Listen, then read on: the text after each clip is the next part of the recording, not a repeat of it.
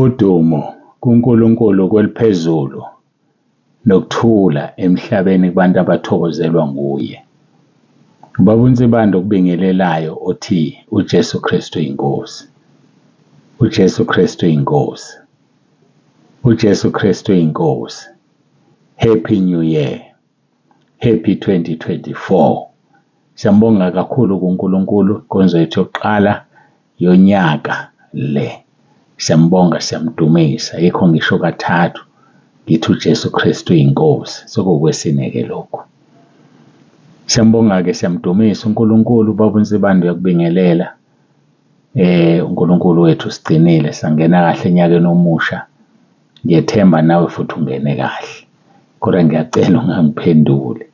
Yazi ngisakhuluma lo ndaba. Khona abantu engingazi noma bayilalela inkonzo noma bawuvula uWhatsApp noma kwenzakalani. Hayi baselokhu bebelesele besifisela ilokodo. Okuhle lokho, kodwa sicelile ukuthi kungenzeki ngoba kwakha itraffic engadingekile. Senibaningi bazalwane manje.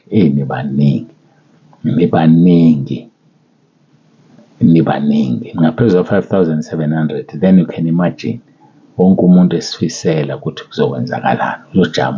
Kujama yonke into. Ngakho-ke ngiyacela nje bazalwane, ngiyancenga ngikuKristu. Siyazi ukuthi niyasifisela kakhulu, ngaphezu kokusifisela niyasikhulekela. Siyabonga, siyathobeka, kuyasithobisa lokho kakhulu. Singobani thina size sikhulekelwe yinina? Singobani thina abantu abaningi kangaka besikhulekela? uNkulunkulu uyezwa, uyalalela. Singene kahle enyakeni omusha. Ngiyamkholwa ukuthi uNkulunkulu uyiphendulile neyethu imikhuleko sinikhulekela. Nani futhi nangena kahle ku-2024. Kwangathi ningaba no-2024 omuhle onesibusiso senkosi yethu uJesu Kristu. Ayike singenile, siqalile umkhosi wey'nsuku eziwu-21. Sidina izolo ukudla soze sikubone ngomhla ka-22 January. Siyaphuza kuphela okuphuzwayo. Ungaphuza amanzi, ungaphuza idrink, ungaphuza ubisi khona abaliphuzayo olungabagulisi khona olubagulisayo. Ungawumunyunga uswidi, angisho ukuthi udle, umunyunge ngoba mhlawumbe emsebenzini uzoba nenkinga, kube nomoya onukayo kwabasebenzayo. Umunyunge uswidi njengesmoothies noswidi abanjalo abaqeda iphunga. Kodwa singawuhlafuni, singawudli uswidi ngoba uchocolate ukudla nokunye-ke nomunye uyawazi uswidi ukudla. uNkulunkulu abe nawe aqinise. Ngukhulekile ekuseni uzokusiza. Uma uzizwa ulahlekelwa amandla, ulalele, uguqe, uthi amen ekugcineni uzowezwa amandla ebuya. Luyamkhuleka uyizwi likaNkulunkulu. Izwi likaNkulunkulu-ke aliphuthi.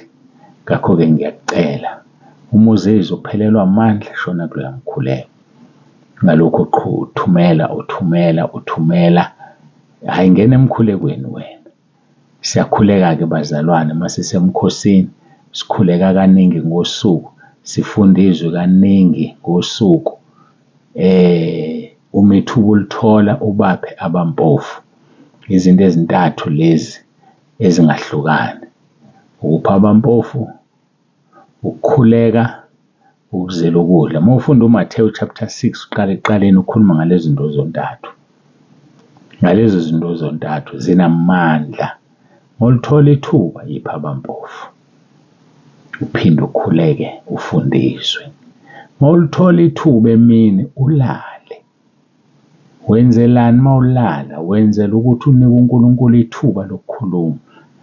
Because we become so busy that we don't even hear when God speaks to us.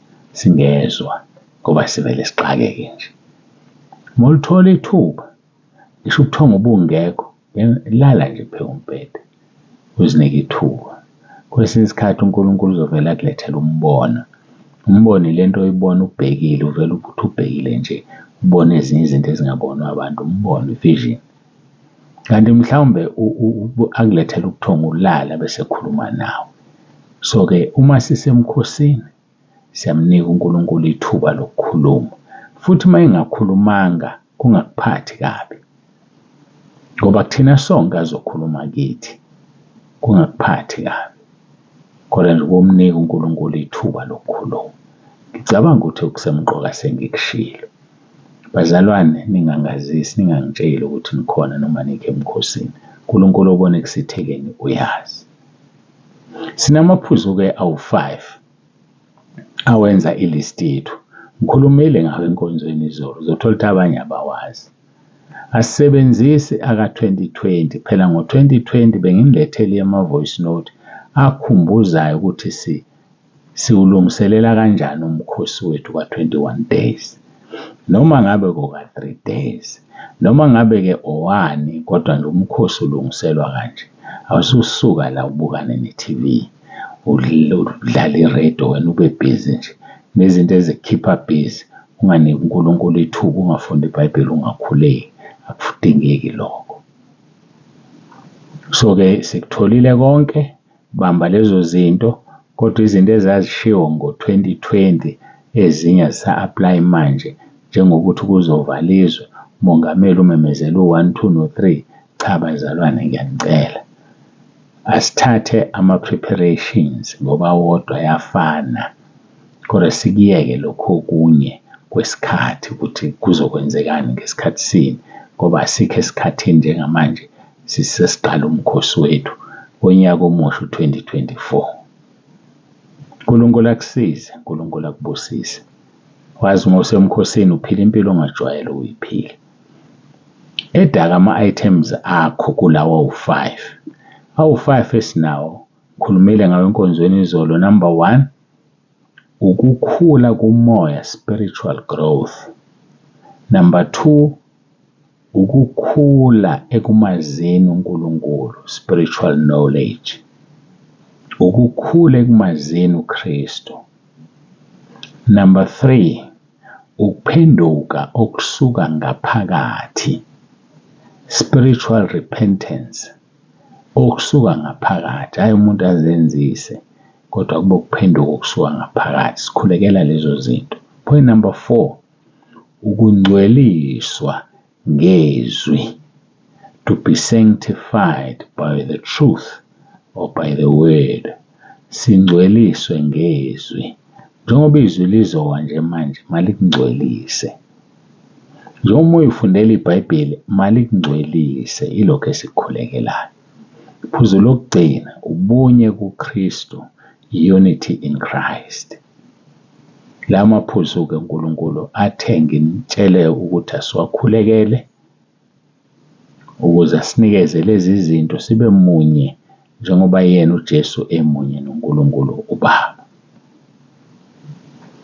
Sizoguqa-ke sikhuleke. Emva kwalokho siqale ngephuzu lokuqala, i-spiritual growth.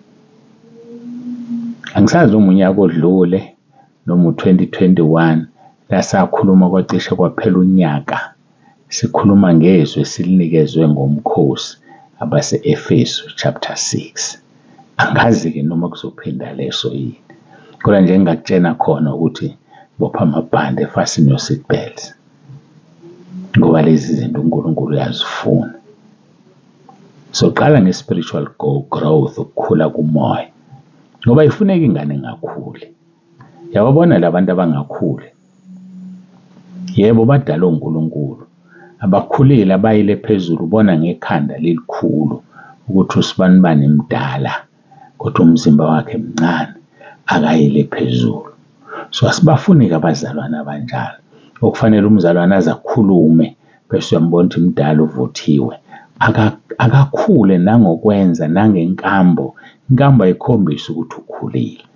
Nakho sengiqala ngeqa amagula. Asikakathandazi. Ake sithandazeni, sisondele uNkulunkulu wethu uJesu Kristu UYINKOSI.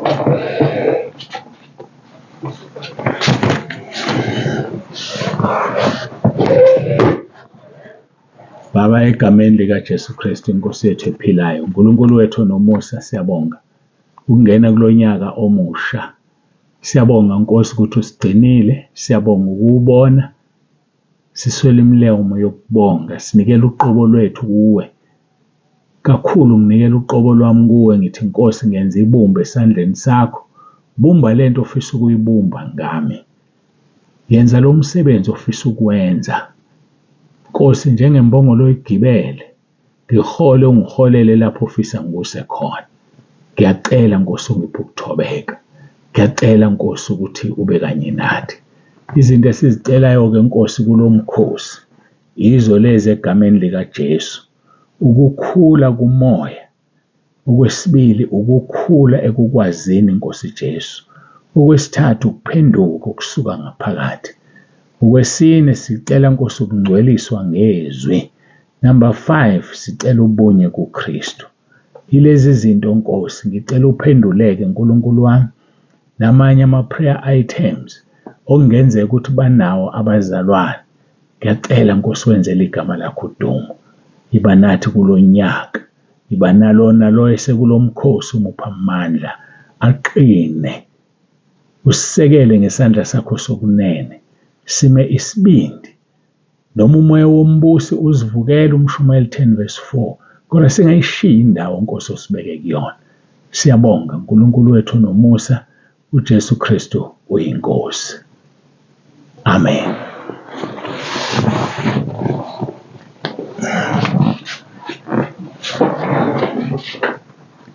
Siyambonga-ke kakhulu uNkulunkulu wethu, bazalwane. Simnika udumo lumfanele lungolwakhe. Sikhuluma-ke ngokukhula kumoya. Ukukhula kumoya. Ungakhuli inyama, ukukhula umzimba, umoya lokhu uyingane ekukholweni. Hhayi-ke sifunde izwi lethu-ke elikhuluma ngokukhula kumoya esilitholayo encwadini kaSamuel wokuqala, chapter 2, verse 26. 1 Samuel chapter 2, verse 26. Kufundeka kanje. Umntwana uSamuel waqhubeka, wakhula, waba muhle kuJehova nakubantu. Ake ngiliphinde. Umntwana uSamuel waqhubeka, wakhula, waba muhle kuJehova nakubantu. La sizofunda indlela ezihlukene zokukhula. Khona ukuthi umuntu akhule kodwa angabi muhle kuJehova. Khona ukuthi umuntu akhule angabi muhle kubantu.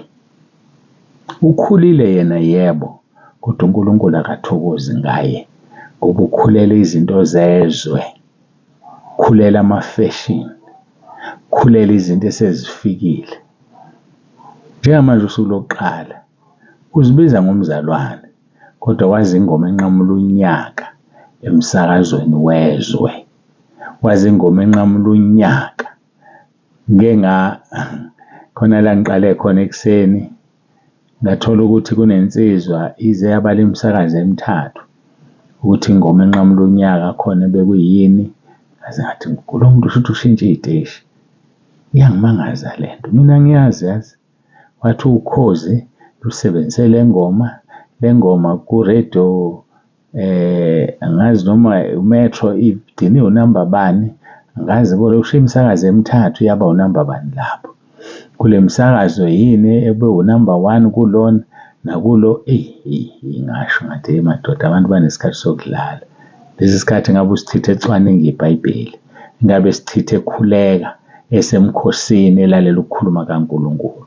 Nake into engenamsebenzi. Nabazalwane-ke bakhona abanjalo. Ingcono lo ngingazi-ke kodwa ngicabanga ukuthi ube ngeyena umzalwane.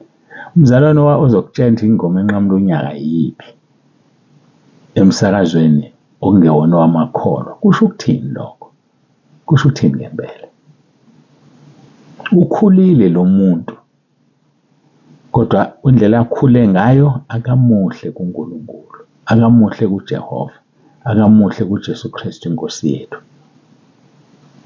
Kungenzeka abe muhle kubantu ngalokho, kuya ngokuthi obani abamzungezile. Mawuzungezwe abantu abangakholwa, umuhle kubantu. Kodwa mawuzungezwe abantu abakholwayo, awumuhle njengaye lona akabanga muhle kimi. Ebalela laba abanye besibaningana nje silinde induna kunomsebenzi ebesiwenza. kodwa manje uyakhuluma ukutshela abantu bayaphikisana. Ngithule-ke nje mina ngiyabuka Nkosi yami. Nkosi basize abantu bakho. Bangcwele, kuhle ukukhula ube muhle kuNkulunkulu, ube muhle kubantu. Uma ungemuhle kubantu, kungabe isizathu sokuthi ingoba wenza okubi. Iba muhle kubantu ngoba wenza okuhle kwasezulwini. Ube mubi kubantu ngoba bona bengebona basezulwini, kodwa wena wenze okuhle ezulwini. Ngoba vele abantu bezwe abasazi, abasizwa ngisho sikhuluma, abathokozi ngoba basizwa. Kodwa kamoya uyasizwa ngokwasezulwini. Ingakho-ke kusemqoka ukukhula kumoya.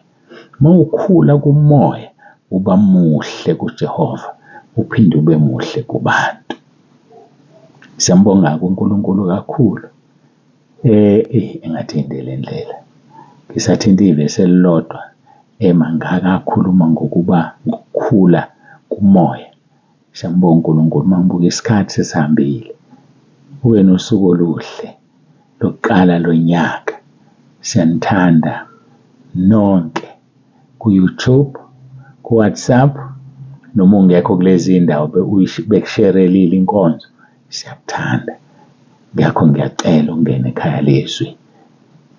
Uma ungena ekhaya lezwi, thumela kule nombolo igama lakho, isibongo sakho, nendawo ohlala kuyona.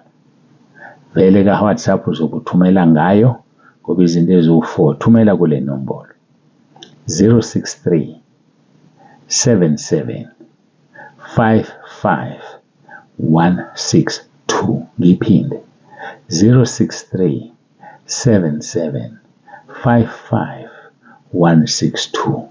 Jesu Kristu uyinkosi. Asigoqe sikhuleke sibonge uNkulunkulu. Baba olungileyo, Baba ongcwele, Nkulunkulu wethu nomusa, siyabonga. Busisa ilona loyo lalele. Ngiyakhuleka ngegama lenkosi uJesu, umqinise kulo mkhosi esingene kuwona. Khuluma-ke nalo uzambule, lekelela abasebuqileni bakhululwe. Sicela ngoJesu Kristu inkosi yethu ephilayo. uJesu Kristu uyinkosi. Amen.